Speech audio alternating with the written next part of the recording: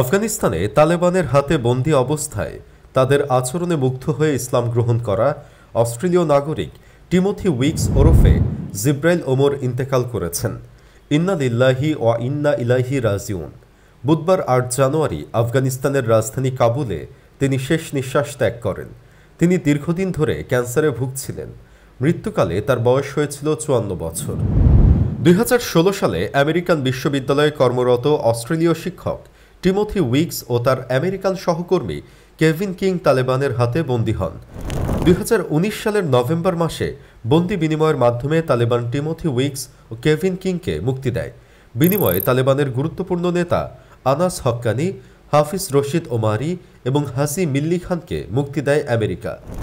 তালেবানের হাতে বন্দী থাকা অবস্থায় তাদের আচরণে মুগ্ধ হয়ে টিমোথি উইকস ইসলাম গ্রহণ করেন এবং তার নাম পরিবর্তন করে জিব্রাইল ওমর রাখেন।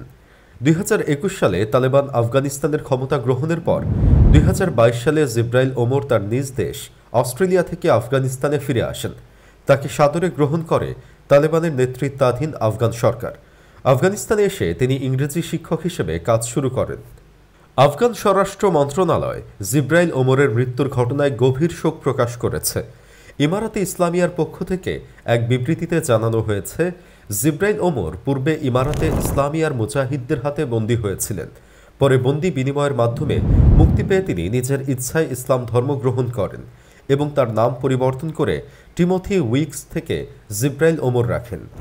বিবৃতিতে আরও বলা হয়েছে, জিব্রাইল ওমর কাবুলে ইংরেজি শিক্ষক হিসেবে কর্মরত ছিলেন। তিনি আফগানিস্তান ও ইমারাতে ইসলামিয়াকে খুবই ভালোবাসতেন। সে কারণেই তিনি কাবুলে বসবাসের সিদ্ধান্ত নেন।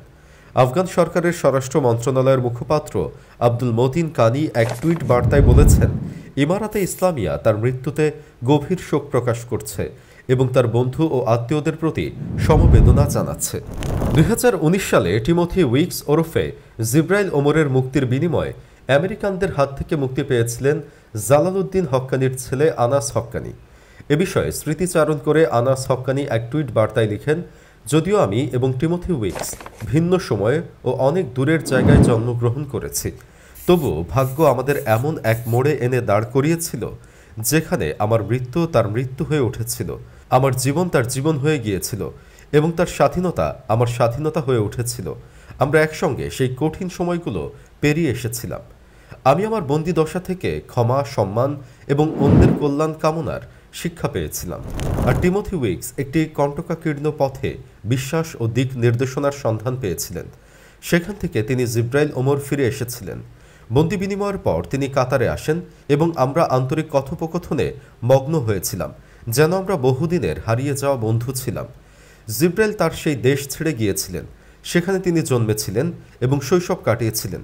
তিনি আমাদের সঙ্গে থেকেছেন, আফগানি পোশাক পরেছেন এবং এই দেশের রাস্তায় হেঁটেছেন, কারণ বিশ্বাস এবং ইমানের বন্ধন যে কোনো সম্পর্কের চেয়ে গভীর ও অর্থবহ। আজ ক্যান্সার তাকে আমাদের কাছ থেকে কেড়ে নিয়েছে, যা আমাকে গভীরভাবে শোকাহত করেছে।